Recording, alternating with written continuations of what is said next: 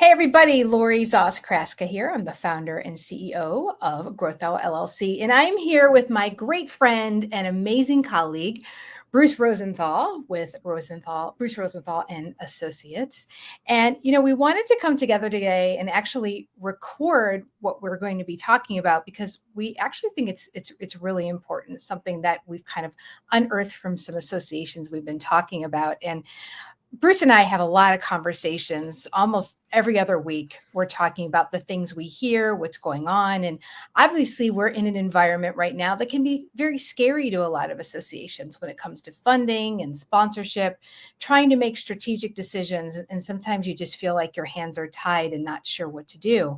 And the more and I, Bruce, talked about that, we started thinking to ourselves, wow, it would be really interesting to kind of find out what is keeping association executives up at night when it comes to things like non-dues revenue and sponsorship. So Bruce, I'm going to let you take it from there and tell the folks what we decided to do about it. Sure. So we decided to go out and talk to some of our clients, some other folks who we knew who are like thought leaders. So we put together a short list of association execs, some of them CEOs and executive directors, some of them directors of program areas like conferences or sales or business development. And we called them for a conversation. So it was not super structured. We didn't quantify this. They were really conversations around this question, what keeps you up at night? And we really focused on that question as compared to what are you talking about with your board? What's on the board agenda? Or what's on your staff meeting agenda? This is, as our graphic illustrator, just as you're lying there at night, trying to go to sleep, what are you thinking about? What are the challenges with all the things going on? So we looked at a variety of trades and professions, business development, municipal government, science, medical and health associations, to get kind of a cross section. And interestingly, we found a lot of common threads among all those different associations. And the first question of all of them was this question: what's keeping you up at night? And then we kind of drilled down a little bit. What's changed in the last 5 or 6 months? What are you doing differently? What are you hearing from your sponsors and others that are providing your association with non-dues revenue? And is your association doing anything differently? And some of those conversations weren't kind of 1, 2, 3 down the questions, and others we have kind of these random notes of different things that were said that kind of overlap question to question. So again, this was not a quantitative survey. We don't have data, we don't have pie charts, but we took what we call the consensus findings, the things that we generally heard across the board from 3, 4, 5 of the different folks that we talked to. And we wanted to share that information with you today. Yeah, and I think what was great in being able to talk to the different types of varieties of associations and even the different levels of executives, although I will say they primarily are director level and higher, it's just there are things that are definitely keeping folks up at night that run the spectrum, and those things that are very similar in a lot of different respects with different associations. So what we decided to do was kind of put some categories together to speak to, and not only kind of report a little bit on what we heard, but provide a little insight on some of these things in the event this is something that those that are watching an association executive, might find some help from it. So one of our first things that we heard in our interviews was around economic and political volatility in terms of shaping sponsor behavior. So Bruce, why don't you start with this one? Because I know that you had some really interesting conversations around this. Sure. Well, in this category, of course, since January, are executive orders, tariffs, changes in grants, and obviously, I don't think there was an association we talked to that didn't acknowledge, yes, there are challenges. Things are changing. Right. It's a lot different than it was. But what we also found in talking to the associations and some of the conversations Lori and I have had with corporate sponsors in the last 4 or 5 months, the companies don't necessarily see the challenges the same way the association does. And especially the marketing folks for a lot of the sponsor companies are saying, it's business as usual. I'm Mhm. here at the association's convention this week. I'm packing it up, and next week I'm going to another association convention. There are more senior folks in my company that are looking at impact of tariffs, if the company's involved in manufacturing, or impacts of DEI, and if they need to make any changes on their website. But for many of the companies, it's business as usual. So before we jump the gun and say, uh-oh, companies are all going to pull out, they're all going to drop their sponsorships, a lot of the companies, it's pretty much business as usual. And that and even those different factors, tariffs and executive orders, don't affect all companies and all members the same way. Right. And there was one company that was on a webinar that I was on a couple of weeks ago, said their members are manufacturers in this country. So actually tariffs could be good for them. So the idea of Buy American, their members and their sponsors are seeing this as a growth opportunity. So again, it's going to vary association to association. And while, as Lori said, a lot of what we heard was very similar across the board for these different types of associations we interviewed, there are also going to be differences association to association, depending on who their members are and what their members do. Yeah, and Bruce, I know something that we've both seen when we're talking to corporations is in many cases, marketing budgets are either staying where they are or actually increasing. That companies are taking advantage of some of the changes that are going on and looking at what their competitors are doing or not doing and actually expediting things in the marketing space. So are there folks, corporate folks that are taking a look and reevaluating some of their marketing dollars? Of course there are, but I think associations would really be surprised at the number of corporations that are actually kind of doubling down and seeing opportunity and still wanting to hear from associations, other purpose-driven organizations for new ideas, right, Bruce? Correct. Well, and the challenge and the opportunity for associations, when you hear that, yes, the companies are maintaining their marketing budgets, or maintaining their sponsorship budgets, they are often managing those sponsorships differently than they used to. And Yeah. not just the last 5 months, but the last 5 to 10 years. And what I'm hearing more and more from companies, and Lori's heard some of the same, they're maintaining their sponsorship spend. However, they are cutting the number of associations they sponsor each year by 20 or Yeah. 30%.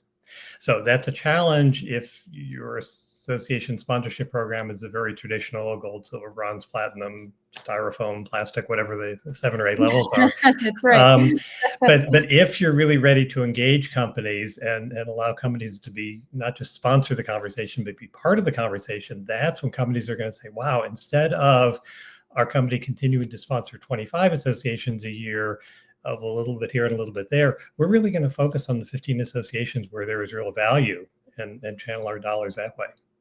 Yeah, and I think what's great about that too is we're seeing that same thing if you look at dollars from corporate philanthropy or corporate CSR. They actually are wanting to do whatever they can to work with their existing fundees and those that they sponsor. They want to help in any way they can because they see the importance of that.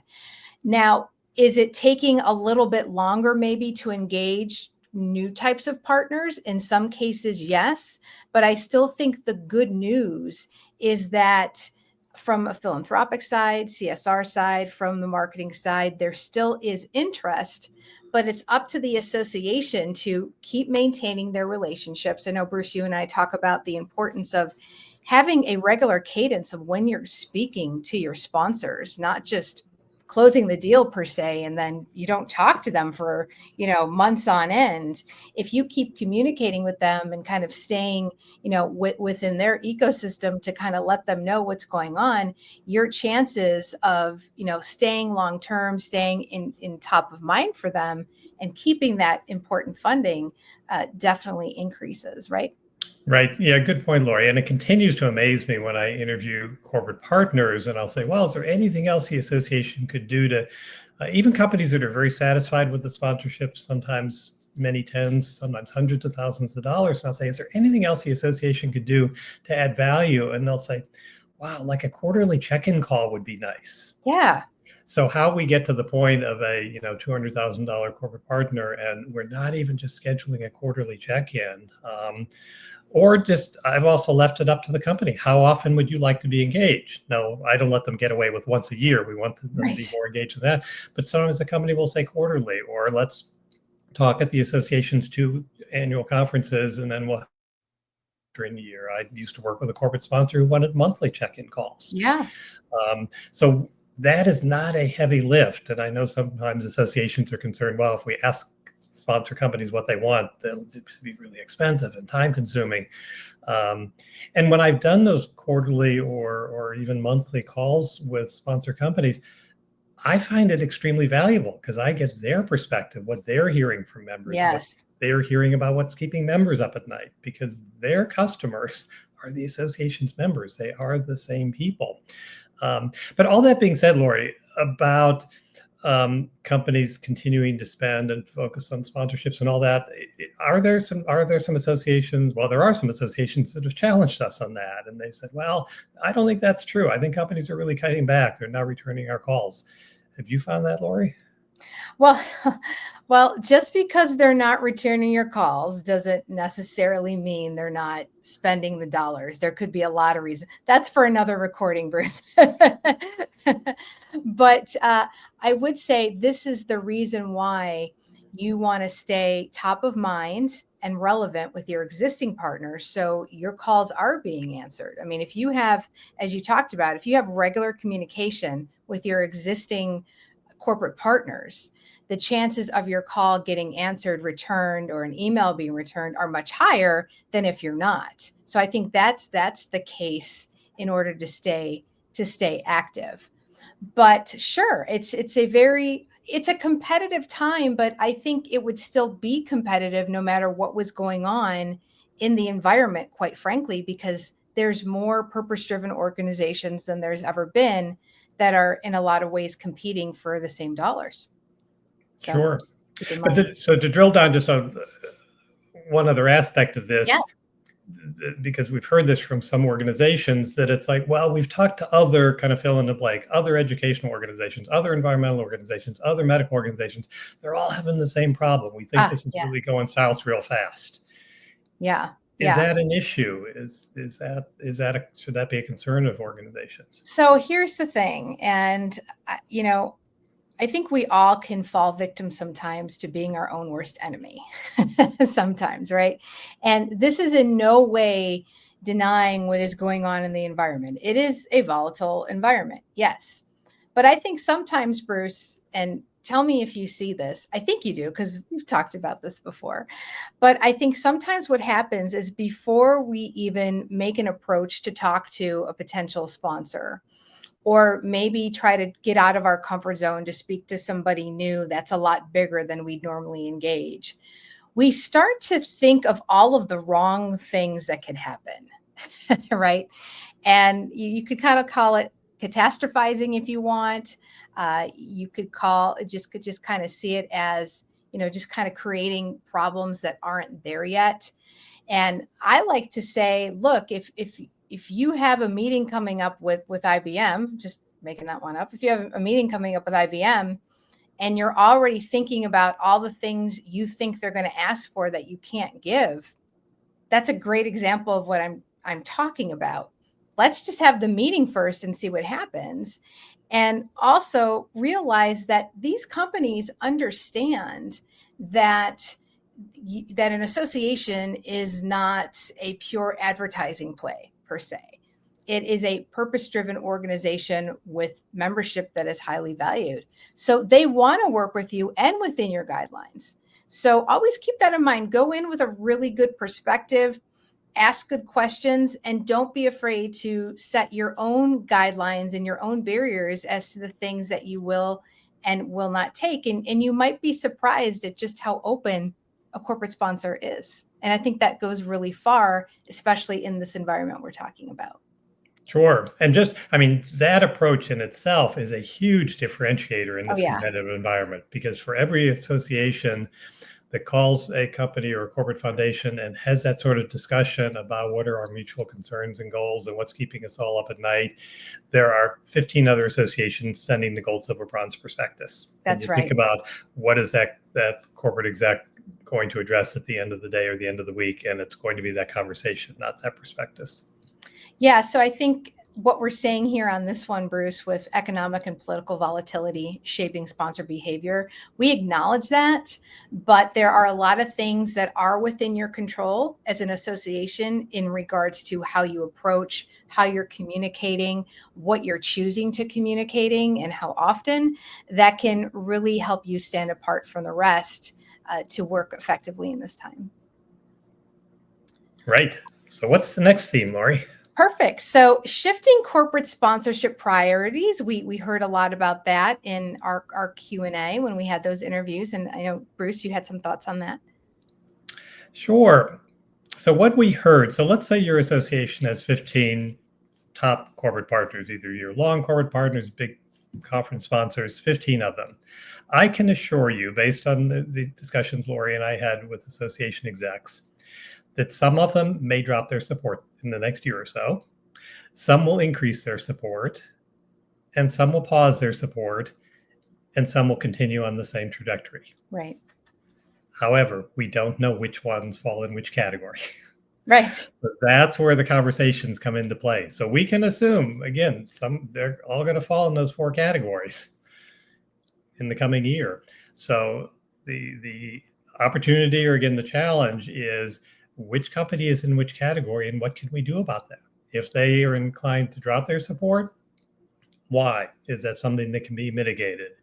If they're interested in increasing their support, what can we do to increase their support with our association versus another association?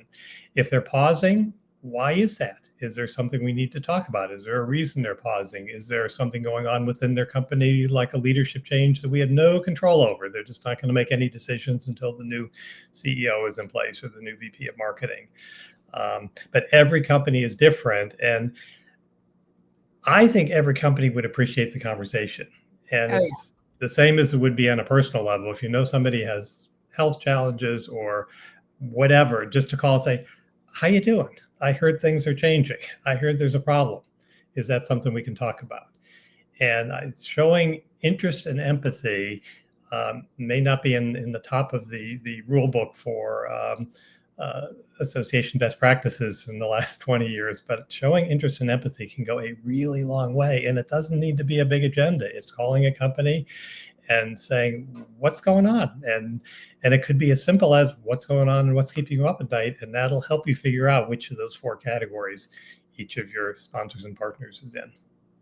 Yeah, I also like to talk about if you're trying to kind of gauge what's going on with the company, look at what the CEO is saying. Take a look. You could do some Google searches on the company news and then the company's CEO name. And I just find, as with any organization, we all can relate to this. If the CEO is really hot on something, as they say, that tends to trickle down throughout the rest of the company, right? And I like to use the example of Amazon's CEO in the beginning of 2025 was talking a lot about rural broadband and Amazon's commitment to that and the reasons why. I mean, he was talking about this in almost every report to the street he was doing at the end of first quarter. So, that tells me if I'm an association or a purpose-driven organization that somehow in some way touches rural broadband, who knows? There could be an opportunity there. The CEO's talking about it. And it's a great differentiator when you're going to make contact to be able to say to, let's say you were trying to outreach to Amazon. Yeah. And I realize, the initiatives you have around rural broadband based on, and then you can, reference what you read at your SAW. So, that's a great way to kind of gauge what might be of interest in a company. But something else that I think it's really good to look at when we're looking at shifting priorities are what are the things that are still really resonating right now, no matter what is going on in the economy or in the news. And there are 2 areas, Bruce, that I still am seeing a lot of activity in, and it's kind of in all different types of organizations. And the first is workforce development and staffing. Companies are trying to figure out how to find, train, and retain really good people, not only into their company, but into their industry. And one of their ways of trying to do that is trying to get to folks at a younger age. Like in some cases, I even know of banks. I know of banks that have some CSR programs with some organizations that are trying to get their brand and their message about the importance of a bank account at the kindergarten level. I mean, it's amazing. So, engaging with anything that has to do with workforce development or staffing is a great way for your company to actually bridge and connect with corporations if you are having those same issues as an association. I know, Bruce, you and I have talked to many associations that have a concern about kind of the future of their industry. So they're doing their best to try to engage younger people, right? And getting engaging those younger people to get excited about the workforce. So if you have any type of program within your association that you can talk about in regards to engaging for workforce, engaging for staffing, how are you getting people excited about your industry? That's definitely something of interest to corporations. And the second thing I started to kind of hit on that was anything around youth development, just getting in front of our youth, again, as young as sometimes even preschool. I've seen some initiatives in getting to the preschool age. If you've got something that's engaging anything from preschool age all the way into collegiate, there is an interest in companies supporting that, because again, they see supporting young people, youth development, in a myriad of ways. I mean, it would take hours to talk about all the different ways that you can engage youth. But if you have any programs, mentorship programs, you have programs with universities, do you have maybe at your conference you have a partnership with the local school system, and you have kids from that school system come in and learn about accounting, or they're learning about veterinary medicine, depending what your association is. Those are just kind of a few ideas. Those are definitely areas of interest that corporate sponsors are interested in funding and supporting. So Bruce, I wanted to mention those two because I'm hearing about those two areas the most. I didn't know if there were any others that you wanted to add on to, or anything else that you wanted to mention in that regard. Well, definitely, you're right, Lori. Yeah, the workforce staffing is huge, and I mean, companies see the younger members as potential employees and potential customers. So it's a Yeah, definite interest to the company. And I think what's useful to realize about those topics is those are totally above the fray on anything that's going on politically, that's right. um, or economically. They are not going to change. And I think the other opportunity, as Lori said, if you've got a workforce or staffing related program, you go to companies, or even if you don't have the program yet, but it's a priority of your association, of your new strategic plan, of your board's brainstorming recently, to focus on workforce and staffing issues or younger members, to go to some of your top corporate partners and say, wow, maybe your company would like to be the mission partner for workforce for our industry or profession. Maybe we could work Yeah, together on an initiative and build it with them. Or if you're just starting to think about that program or ramping up the program, create a task force with a number of your corporate partners and bring them in for the conversation. They're not just going to come in and sell. You can just coach them at a time. Don't bring your PowerPoint and your brochures. We're going to have a conversation right. about our profession, our industry, and workforce and staffing issues. And we're creating a brain trust. And we're going to get together some of our board members and our key thought leaders among our membership and our top corporate partners. And we're going to sit down for a day and talk about these issues. That's when companies begin to see the value of partnership. And that's when all of a sudden, as nervous as everybody might be about tariffs and grants and all that, I can guarantee you that will go away for the day that they're having that task force meeting to talk about workforce and staffing issues. And there may be other issues that are pretty much evergreen for your organization. Focus on those. And yes, there are other things that are going to be going on that need to be addressed relating to this volatile situation. But focus on the issues like workforce and staffing, or others that are important to your organization that aren't going to change month to month or year to year. That's right. And to your point earlier, keep asking questions. I think communication is going to be the theme throughout this whole discussion, because the more you ask questions, some sort of solution, whether it be temporary or long term, might even come about just in asking those questions.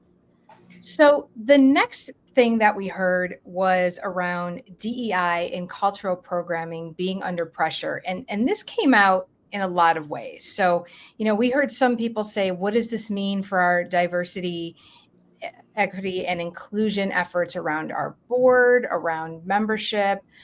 Also, what does this mean for any type of inclusivity programs we have? But what I want to say, first of all, because I think there is a misconception out there are companies, there are corporate sponsors and other types of sponsors that are still sponsoring diversity, equity, and inclusion. It is still happening. Now, I will say, if you're able to attach it to something that is really resonating right now, like Bruce and I were talking earlier, if it's something around workforce development, or getting more people actively involved in your industry, that will probably have a quicker response rate in a company wanting to talk to you than maybe something else, something that's been more traditional. So please keep that in mind, because and I'm still hearing about interest in things like women's leadership within management, and getting more female executives in certain types of areas, right, that maybe have been male dominated, trying to bring in more persons of color in those areas as well. Those are still things I'm hearing about from corporations that they're interested in supporting. So that hasn't gone away. I think, as I said earlier, the difference is if you're able to attach it to something that is really impacting a company now, like workforce development, staffing. It's funny, I was talking about rural broadband earlier. Broadband access is a big deal to a lot of companies, because they want to help resource those that are in broadband deserts. So, you could say that inclusivity is a part of that, getting people access and to the internet, a good stable internet connection, so they could have access to all of the same types of resources that we might have in a major metropolitan city, right? So that's really the message that I wanted to give. Bruce, what else from your end on that? Well, this topic of corporate support for DEI and cultural programming is complicated. We'd like to think all these companies are doing the right things for the right reasons. They may be doing the right things for other reasons. So Right. when we talk about women in leadership roles, there's data going back decades that companies that have more women in executive roles, especially CEO roles, perform better Yeah. by all measures. So including Wall Street traded companies. So companies might have some other self-interest in having people of color or women in leadership positions or supporting programs along those lines. If it works for the company and it works for the association, then it can be a good initiative. And I think there are opportunities there. So again, before kind of going down that path, woe is us, nobody's ever going to support DEI again.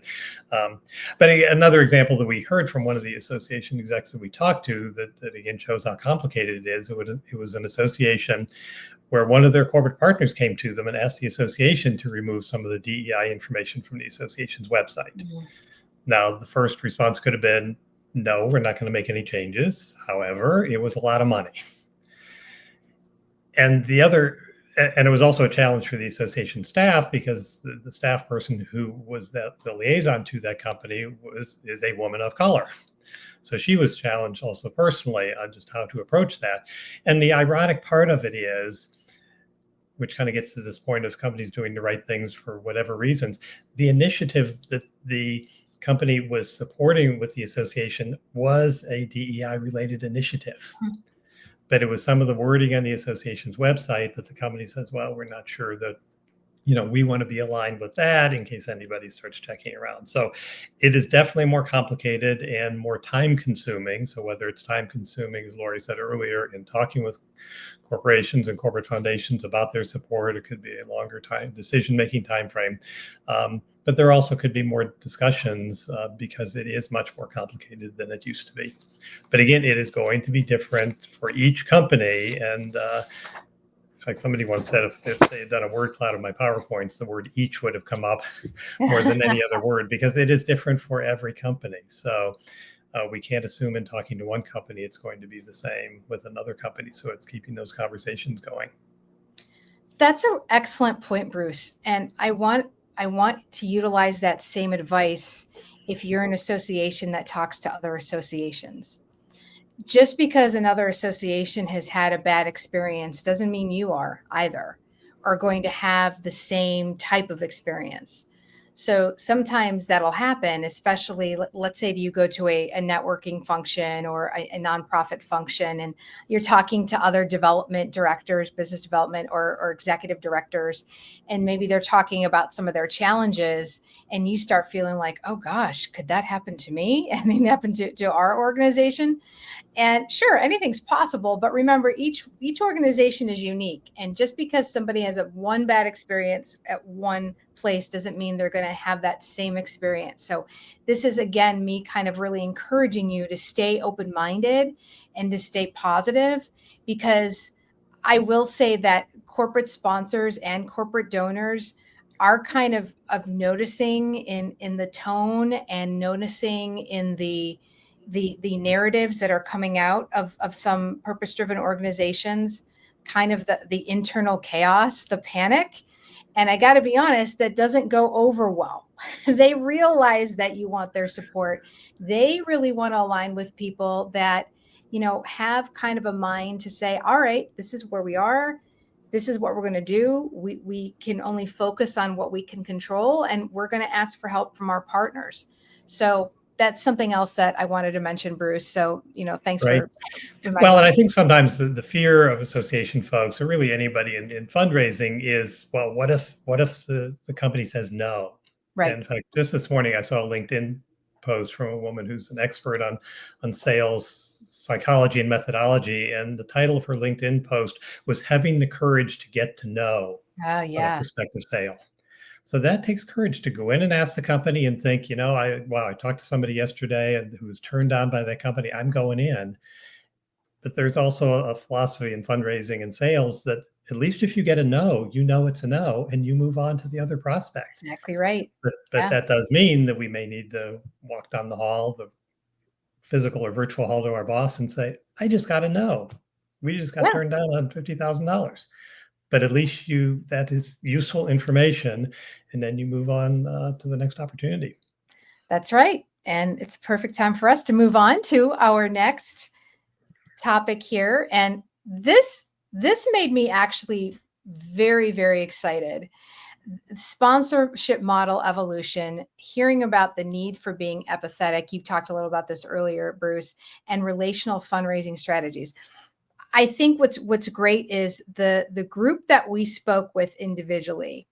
One thing I think that they have in common, all of them, Bruce, even though they come from all different types of associations, they really take a business type focus to their sponsorship model evolution. What I mean by that is they realize that they have to look at some other things that they've never had to look at before because of the changing environment. So with each of those interviews, it was just great to hear some of the things that they were looking into or that they already had started to do that they've never tried before or had never put as much focus on before.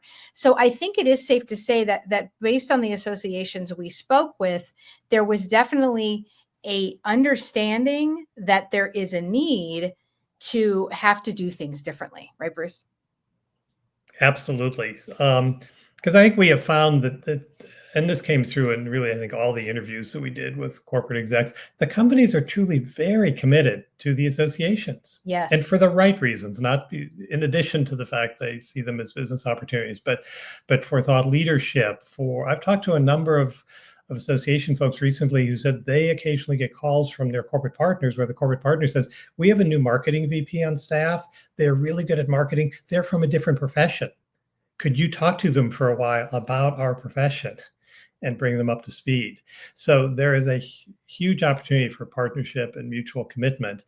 And, I think as part of that, these two-way conversations in addition to asking companies what their challenges are, and especially the last 5 or 6 months, but to go to the companies with the association's challenges. I qualify that with not, and I think kind of in the understandable panic in January, February, as associations calling companies and saying, well, we just lost a $50,000 grant. Could you give us $50,000? And the companies were like, well, why would we do that? But to actually go to companies and say, there is a gap here, or we're in the medical profession, and a government agency just shut down their website providing consumer information on a particular disease. Maybe your company could work with our association to create a new website to provide consumers with that information. But to identify a gap within your association's member program or your association's strategic plan, and to go with companies and say, wow, if we can come together on, there's a mutual need here, then we could work together on a solution. And I think that's where associations are saying, yeah, there's a lot of stuff going on that we wish wasn't going on, whether it's grants or government websites or executive orders or whatever, but that often creates needs. And when those needs can be aligned with the corporate need, not just the association saying we want money because we lost money, but find the mutual need and have the conversation and work together. Absolutely. And you talked earlier about thought leadership, and this was another great area that many of the interviewees we spoke with referenced in some way. And we're going to talk about digital impact later, but a great example is, in thought leadership, if you created a thought leadership opportunity to have somebody from a technology company or security company, in whichever aspect you want to look at, come in and speak to your members, whether at a conference or on a webinar, what have you, or make a recording to talk about the impacts of AI in your industry. And in no way is that thought leader really talking about their company. They're just talking about what is going on in the industry. And companies love that because they like to show that they are the authority figure. And a great way to do that is through thought leadership. So we did hear a lot more thought leadership type opportunities that are coming about. And, and I don't mean in trade. I mean, actually, this is a sponsorship type of program. So that's a great idea. And it's a great way for you to think about what are some areas that maybe your members could utilize some training or utilize some extra insight that you could bring in a sponsor to provide that type of information. Right, Bruce? Right. Well, and it occurs to me, Laura, we should have mentioned at the beginning when we talked about the associations that we interviewed, it was of all sizes. Yes. Good point. So when we talk about, so I think all of these strategies that we've talked about apply to associations of all sizes. So when we talk about filling a need, AI information, workforce information, whether the association has a staff of 330 or 300, I am sure that there are gaps. There is some level of information that the association doesn't have a staff person, can't get up to speed fast enough. And the reality is a lot of the companies are spending more money and time on R&D, research and development, than associations are able to do. So they may have that idea on that next, and especially if the company is involved in some sort of manufacturing where they really need to tool up 2-3 years ahead of time, they are building today what will be on the shelves in 2 or 3 years. And I think as part of that process, something I learned from an association CEO years ago, the association's members and the sponsor's customers are the same people. I love that. That's right. And so when we talk about, the association staff obviously has a wealth of information about its members from its regional programs and its member surveys and staff being out at member conferences and all that. But the companies also have salespeople that are out there all the time. And yes, they're out there selling, but they have to know what to sell and they have to know how to sell. So they need to know, back to, what is keeping people up at night? What is keeping the members up at night? So to have that conversation with sponsors, with each sponsor separately. So again, these are individual conversations. They are not surveys of sponsors. They are not, as the sponsors walking out of the exhibit hall, running for their Uber with their fold up exhibit booths with them. Right. Hey, how you doing? What are you hearing? Right. How was the conference? This is a dedicated time for a 30, 40-minute conversation about, what challenges are you hearing? What do members need? And, in this slide, there is no reference to benefits, prospectus, Right. gold, silver, bronze. It's about Yes. a conversation and an empathetic conversation with interest. The worst thing that a corporate exec can say is, I don't have time to talk. That's not important. I'm too Yeah. busy. But for a staff person with the association to walk out of leave a staff meeting at the conclusion of a staff meeting and call a corporate sponsor and say, wow, we just talked at the staff meeting about a program that I think would be of interest to your company. Those are the conversations, those are the calls that get returned and the conversations that are held. And when the associations are sometimes say, well, they never return our calls. And well, what are you saying when you call? Well, I leave a message that we're selling gold, silver, bronze sponsorships. Could they call us right back? Or we have a special advertising package. Could they call us right back? That's why they're not calling back. But to call and say, here is a topic of mutual interest. Can we talk? It Yes. may go nowhere. It may take a little longer than it would have in the past. But those are the conversations that we want to have with companies. Well, I have to give props to you, Bruce, because before we started hearing more people saying, you know what, we probably should think about other ways to engage besides the gold, silver, bronze. You had been talking about that before it was in vogue, Bruce. So you are definitely the trendsetter here when you were talking about those metal packages, right? Uh, Right. Thank but you. what the good thing is, we are hearing based on these interviews the need to kind of, if not abandon it, you're opening to other avenues to try and position yourself through sponsorship. While there are those associations that kind of have abandoned that as well. So, but yeah, I had to give props to Bruce on that because he's been talking about that for years. Thanks. Oh, okay. So let's move on to our next topic, and that's around staffing capacity and member engagement challenges. And we kind of referenced this when we were talking a little about workforce development. If there's definitely something that an association and a corporate sponsor have in common right now is dealing with staffing challenges. So, Bruce, what were you hearing in regards to this area? Well, staffing issues across the board, and it's interesting. One association exec was saying, because of the number of layoffs of government officials in the profession of the associations involved in, it's created just a flood of eligible candidates, so that nobody's using the association's job board anymore. Yeah. So a decrease in non-dues revenue because folks can find employees all over the place now by just doing a quick LinkedIn post or other social media post. Um, but I think what we've also heard was that associations were looking at other ways to use their resources. And actually, I think two of the associations we talked to are increasing their lobbying presence. In fact, one of the Yes. associations within the last 4 months opened an office in Washington. They're not based in Washington, opened an office in Washington, not just to defend their members against bad things that are happening, but to look where some of the opportunities were. So there was Yeah. one association in the kind of health fitness space, and they actually found a program within HHS that's talking about health and wellness and fitness. And they said, we may not agree with everything that there are many of the things that are going on, but here is a program within the agency where there will be money. We're going to lobby on behalf of getting some of that money to set up some programs within our association. And that would be another opportunity to possibly work with some of the corporate partners to bring them into that discussion to see how can associations be part of this process.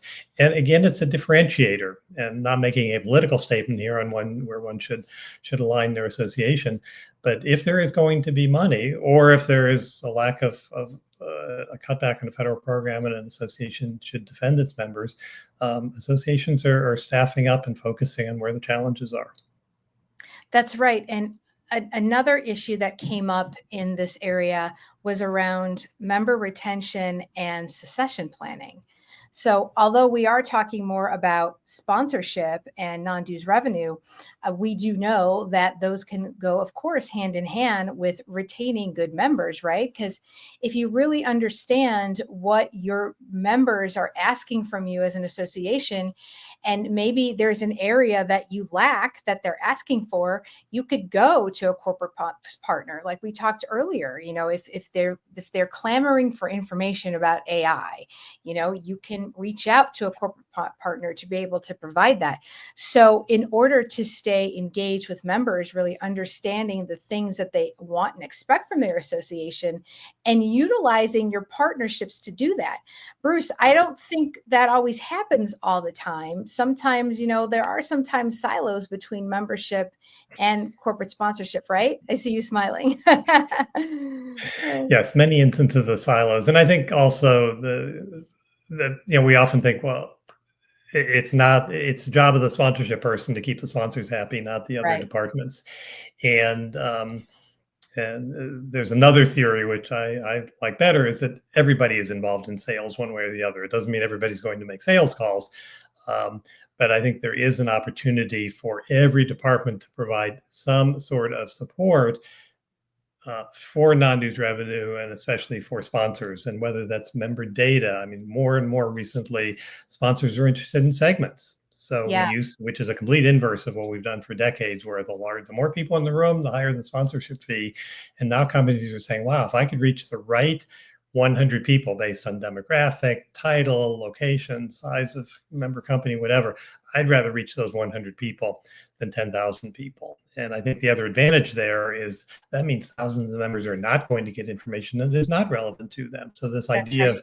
of, I don't think segmenting and targeting is a bad thing when it both works for, frankly, monetizing sponsor revenue, and actually it's better service for members, because members are getting what they do need and not getting what they don't need. So I think looking at, and I think this is where actually smaller associations have an advantage, because the silos aren't as big, Right. and they're more likely to work as a team, and they can pull the whole staff of 8 people or 6 people together into a conference room or a Zoom call, and all get on the same page in support of sponsors and sponsor revenue. So I think associations are continuing to get creative about around this topic of staffing and capacity and member engagement, and then how that feeds into the non-dues revenue and sponsor programs.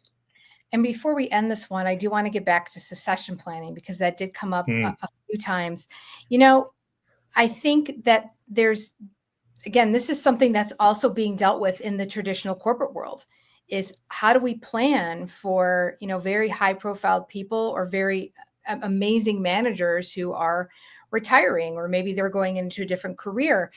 Having those types of conversations with your corporate partners, there's nothing wrong with saying, hey, you've been a valued corporate partner with us for 3 years, and we really appreciate that. And that being said, we'd really be interested in a conversation about, how are you handling your succession planning? We'd like to learn a little from the corporate perspective, what you're doing, and find some best practices we might be able to bring back, and maybe vice versa. I think a corporate partner being asked that question would be floored, but in a good way, right, Bruce? Well, it's when we reach out to corporate partners, we often think about, whatever their product or service is and Yeah, how that can help the members. But we often don't think about the HR department in a big company. great So point. our department is managing that succession planning, the women in leadership planning, how Yeah, to engage younger employees programs. So all of those are programs that, again, talk about a kind of a competitive differentiator. Most associations aren't calling a company and saying, wow, we just launched a women in leadership program, can your company help with that? Or we're looking for, how yeah, do you work with your employees on succession planning, or how do you mentor young employees, or in this environment of remote workplaces, how do you engage employees? So all of a sudden, to go to the HR department, I guarantee people are not knocking on the door of the HR department saying, oh, we have an association where, you as VP of HR can come and be a presenter at their conference. yeah. And the association will monetize that at the end of the day. I love that. Yeah, no, that's a great thought, Bruce. All right, in moving on, board engagement challenges. So, in terms of board engagement challenges, I wanted to talk about something that actually makes me, again, very happy in terms of what I'm hearing.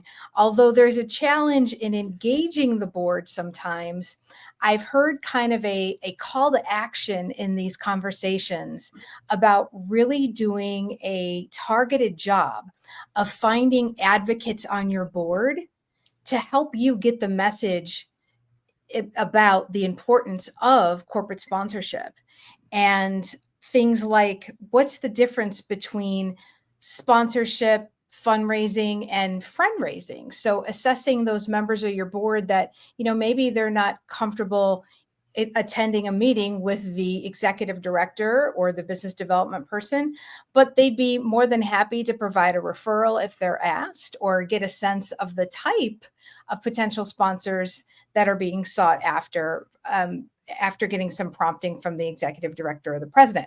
So what I really liked about the conversations was that, yes, there are still challenges in terms of engaging board members in terms of the need for different types of corporate sponsorships or their involvement, but there is this renewed call to action by leadership to really focus in on specific individuals that could be influential in helping that. Were you hearing that too, Bruce, or did you have anything else to add in that Well, respect? part of the challenge that we heard from several of the association, I think they were all CEOs that we interviewed, the board members don't have time to be board members Yeah, this year. And this is all of these, the executive orders, the changes in grants, DEI related regulations, all of that. Require the involvement of the board to make sure the association is doing the right thing and right. adhering to its mission and not putting itself at risk of losing grant money in an inappropriate way or whatever. And one CEO said that, she was scheduling yet another Zoom board meeting, and the board member said, "Well, do you think this meeting can be kept to 20 minutes? That's all the time I have." Wow. Because board members, whether they're in business, universities, medical centers, they've got all the crises going on at their workplaces. Yeah. And especially if it's a board member who's in a senior position, is in charge of managing and mitigating those challenges, often doesn't have time to be a board member.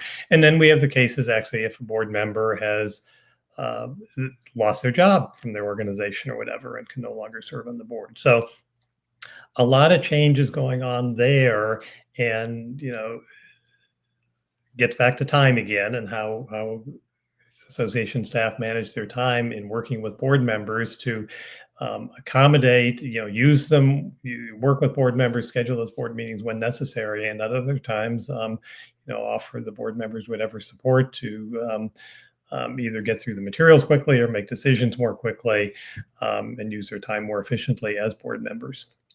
I know, Bruce, you and I both do board interviews when we're doing different types of projects. And we've talked about this before. We've both had interview experiences where we're asking about a specific board member about board engagement. And maybe we get to the area of, have you ever provided a referral of a person to speak with about sponsorship or enhanced membership, what have you?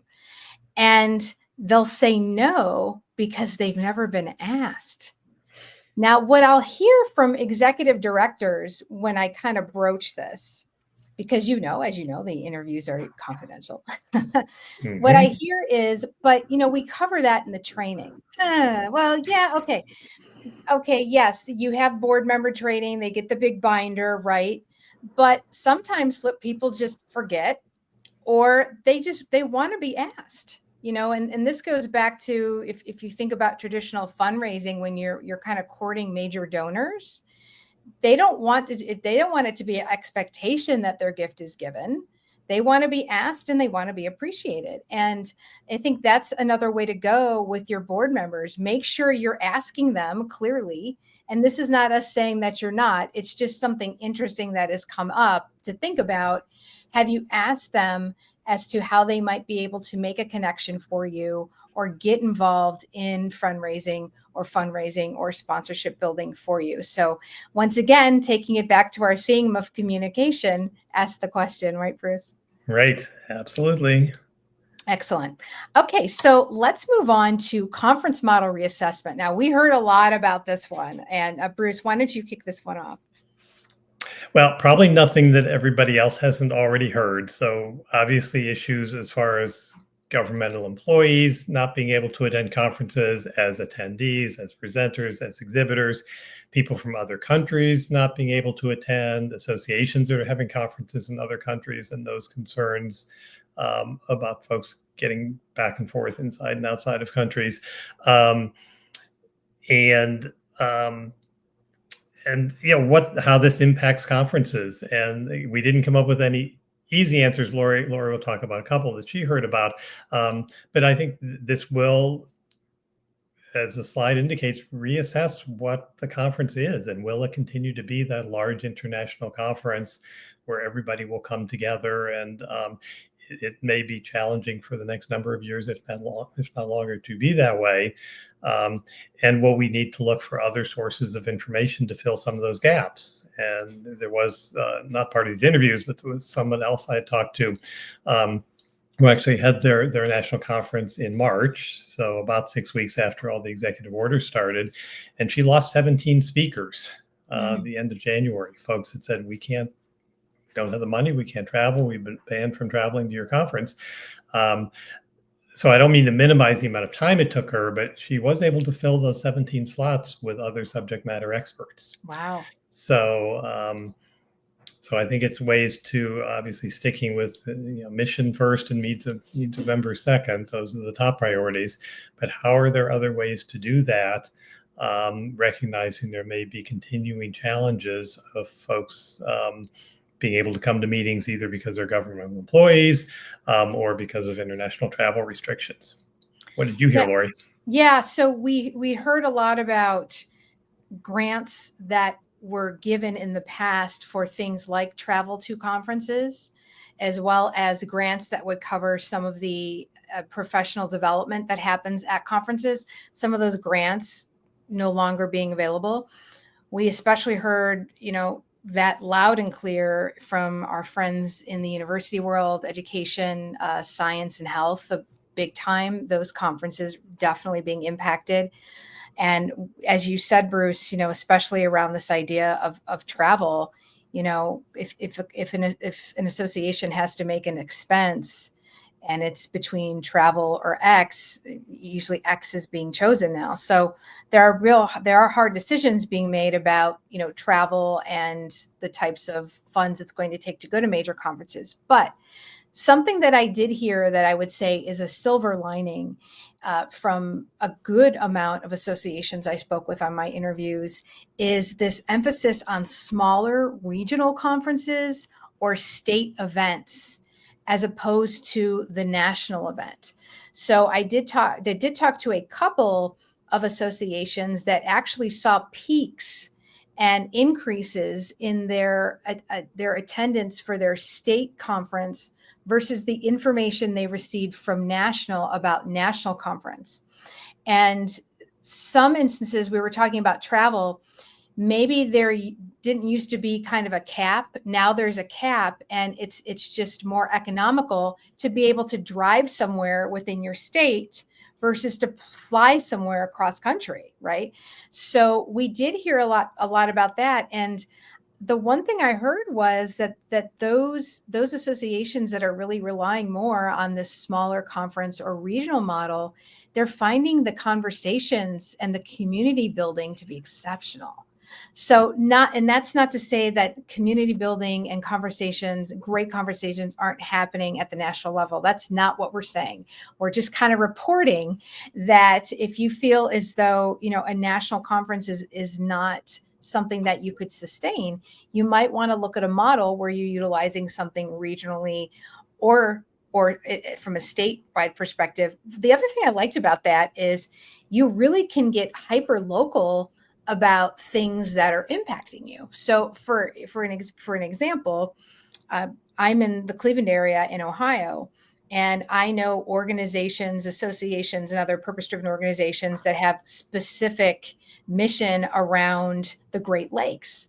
So, having a conversation in Cleveland or in Detroit or in Buffalo about the Great Lakes, if that's something that is, of interest to your organization, it's probably going to be a bit more meaningful in this geographic region than if that's a conversation you were trying to have in a much larger audience somewhere across the country. So that's what I heard loud and clear, Bruce. Right. And some of that is not necessarily the last 5 or 6 months. Some of that is the last 5 years since COVID, and some of it even goes back longer ago than that. And from what I've been hearing for the 16, 18 years I've been involved in involved in corporate sponsorship programs, in many cases, the companies prefer those smaller events because, Yeah. again, it's much better networking time. They can actually have a conversation with somebody at lunch and see them later at the booth and see them the next morning at a session.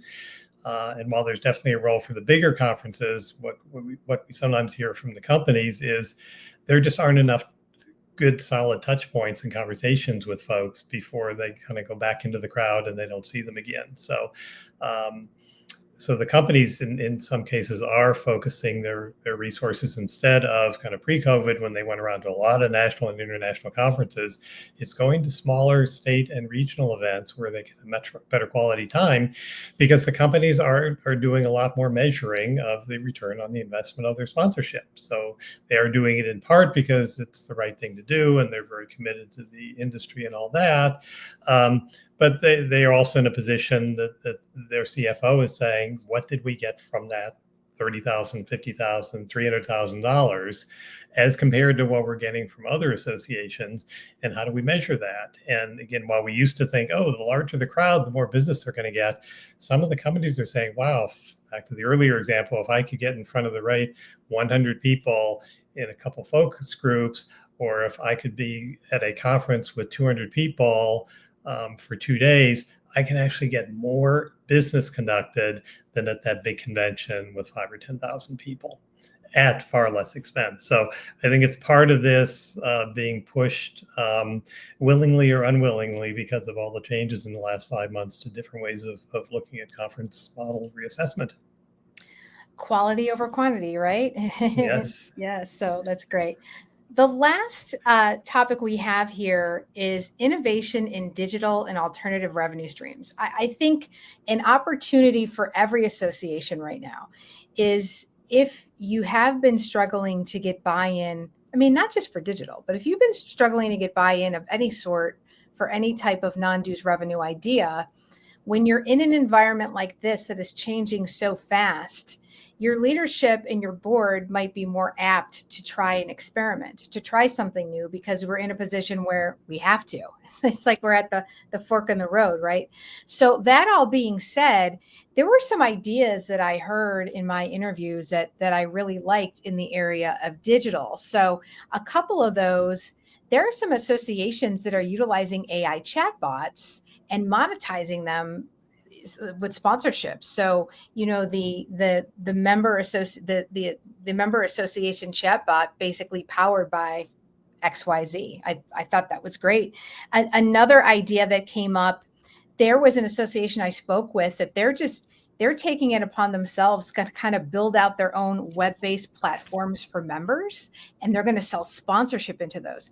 So they basically have said, yeah, we know there are vendors that can do this, but we actually have capacity internally to kind of build some of our own things, and we could build it the way we want to build it, so it's going to run the way we want it to run, and we could build sponsorship into it. So those are two ideas that, again, we realize that's not something every association can do, but just it tells you just how innovative associations are getting in order to bring in some new types of revenue. Now, Bruce, I know in your discussions, you got some insight regarding some more of the traditional digital elements.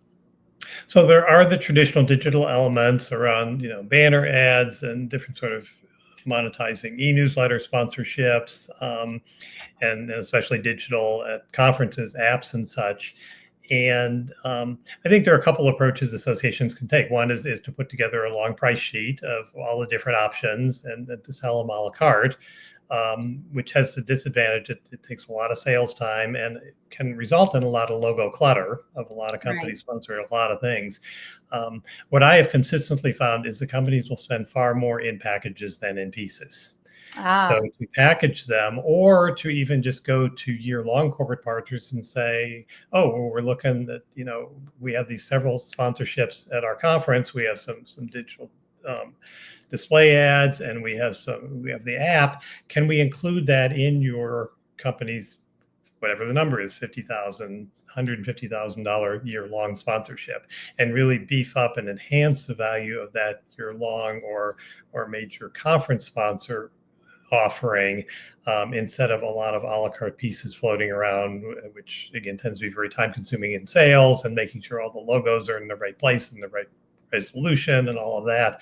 But really looking at, as you add those digital components, instead of adding them to a price sheet, looking at packaging them for the year-long corporate partners, either for that year or for the next year, to say, oh, and as part of your upgraded package for next calendar year, we have these new digital assets that can be part of your package. And if you are really in the infancy when it comes to digital, one area that is considered digital by both the philanthropic CSR sides of the corporation as well as some marketing sides of a corporation is, some sort of sponsorship within a streamed webinar series. So that's something that a lot of associations already do. You're doing a webinar over the internet, right? If you build in some sort of sponsorship, you can consider that digital. So that could be a great place for you to start, even if you don't do anything with banners or tiles. So that's something that came up as well. Right. All right, Bruce. Well, that was amazing, and I really enjoyed our interviews and our conversation in terms of talking about what we found. But I really wanted to take the time before we go today to kind of give the folks a takeaway. If there's one piece of advice or something that you heard that you really want people that are watching this to take away, what would that be? I realized that one of the things we did not hear in any of the interviews, and I was glad I did not hear, was we're waiting for it to get back to normal. We're waiting for it to get back to the way it was. And maybe this is a hard lesson we learned during COVID. And I know, especially during those first few months of COVID, again, hindsight is great when we thought, oh, this will just last a couple of months and then it'll be back to normal. But I think we continued to hear that for 2 years, or even after COVID and after the vaccination kicks in and all that, then it'll be back to the good old days of 2018. And I think the good news was, and either because of that experience or kind of what I think is kind of the reality is set in, it will continue to change. And the only thing that we know will be constant is change. And it will never be back to the way it was. And especially with all of the changes, governmental, political, environmental, global economy, generational changes, there will continue to be changes. And that's really what associations excel in. And that's why associations exist. And not just to adapt and with a wait and see attitude, but to really engage with staff, board, subject matter experts among the membership, and corporate partners, and seize that opportunity of what the next big things are, and whether they be political changes or technology changes or environmental changes or whatever, and capture those opportunities. What do you think, Lori? That's perfect. And I think I want people to realize that corporate sponsorship is still alive and well, and corporations are still supporting associations and other purpose-driven organizations. I know that sounds really simple, but I just feel as though I've been on a lot of calls and even in person when I'm talking to some associations, I immediately get some some concerns. Are companies even sponsoring this type of thing anymore? Yes. It's just that we have to do a better job at building the connection. And that can mean a lot of different things. It could be, how are you building the connection through your outreach? How are you building your connection through your narrative? Are you writing the right things? Those are all really important. And remember, just because one company or even 10 companies said no, doesn't mean another company won't say yes. So you just have to have that stamina to keep going more than any period I can think of. You still have to keep going and to realize that there are a lot of other organizations out there just as good as you are that are trying to get that same type of funding. So any way possible that you can really stand out from the crowd. And I think Bruce and I have provided some suggestions throughout this recording that could really help you. I can't say that enough, but just know that companies are still supporting. They are. And yeah, I think this kind of summarizes something that we've said in a couple different ways in the last hour or so, is that start by asking each company, ask what's impacting their company. Yeah.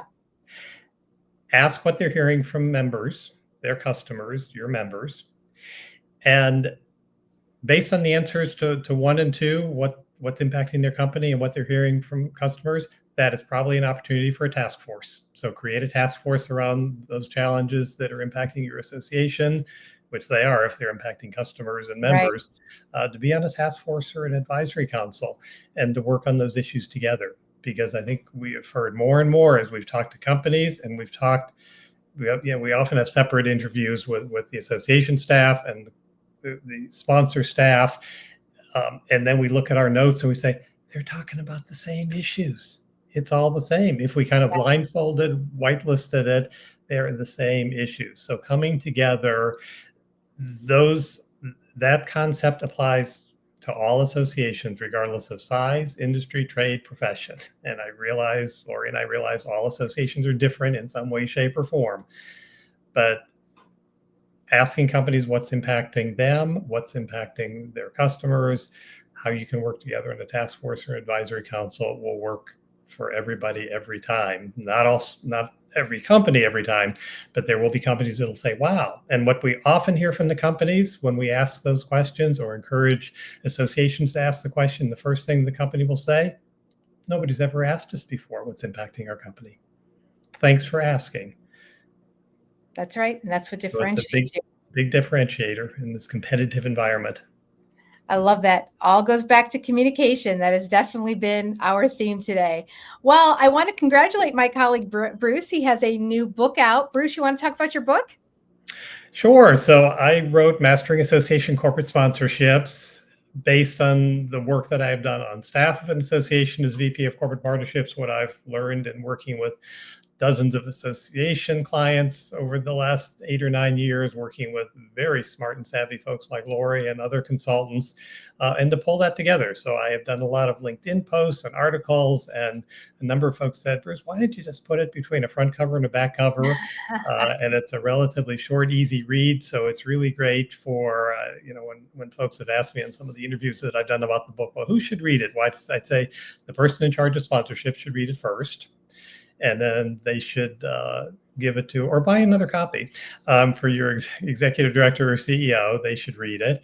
And then if you're a small association, it is an easy enough read, everybody on staff, or a large association, every department head, and then begin to work on a plan moving forward. Because as Lori said, there is sponsorship money out there. What we often hear from associations after they learn about these concepts, it's like kind of the slap on the forehead. We're leaving money on the table. That's right. And after you've read Bruce's book, check out my book, The Boardroom Playbook, The Not So Ordinary Guide to Corporate Funding for Your Purpose-Driven Organizations. It's a great guidebook for associations, nonprofits, other purpose-driven organizations, lots of great tactics and examples of, conquering some of those challenges that are out there. So you can find both of our books on Amazon, and you'll see that there's QR codes conveniently located under our photos and our logos there. You can also check us out online as well. Our email addresses are there. So anything you want to end today? Anything else, Bruce, before we let these good people go? No, this has been great. It was great that we talked to associations of different sizes, different trades, professions, and there's a lot of consensus out there around the challenges, and they're all charging forward. Nobody said that they didn't see hope for their association and their members, but they are definitely doing business differently than they were 6 months ago. That's right. Just stay onward and stay positive. I think that's really the way to go. Well, thank you, Bruce, for your time today. Thank you, Lori. And thanks to those that have watched and listened. Feel free to reach out to us. We would be glad to assist you in any way in terms of work like this, or if you'd like more information about the information that we presented today. Thank you. Thanks, everyone. Bye.